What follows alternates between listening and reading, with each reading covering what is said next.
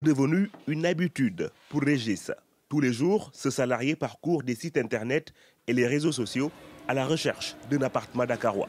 Là, on a un appartement à 380, c'est énorme comme montant. Régis a beau chercher depuis des mois, impossible de trouver un appartement adapté à son budget. C'est un sentiment de tristesse, un sentiment de désespoir parce que moi je suis dans un parcours de 6 mois où je suis à la recherche d'un appartement et que voilà, ça devient un petit peu compliqué parce que les bailleurs dictent un petit peu leurs lois et ça c'est assez compliqué.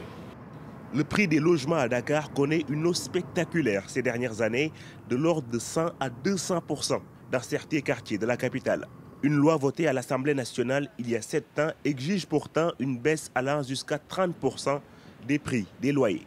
L'Association pour la défense des locataires dénonce l'absence de rigueur dans l'application de la loi. Beaucoup d'agences immobilières ont cru qu'effectivement l'État voulait tordre leurs bras en baissant les prix des loyers.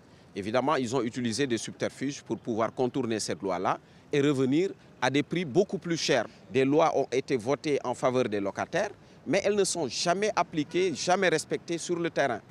Le gouvernement du Sénégal compte de son côté faire baisser les prix des loyers à travers un programme de construction de 100 000 logements. Personne ne veut rester éternellement locataire. On cherche tous à être propriétaires. Et c'est vraiment vers cela que nous avons reçu instruction de travailler. Et aujourd'hui, la production massive de logements va faire baisser mécaniquement la demande en location. Et donc, par récursion, les prix des logements vont baisser en termes de loyer. Dakar concentre la moitié de la population urbaine du Sénégal avec un taux d'urbanité estimé à 97%.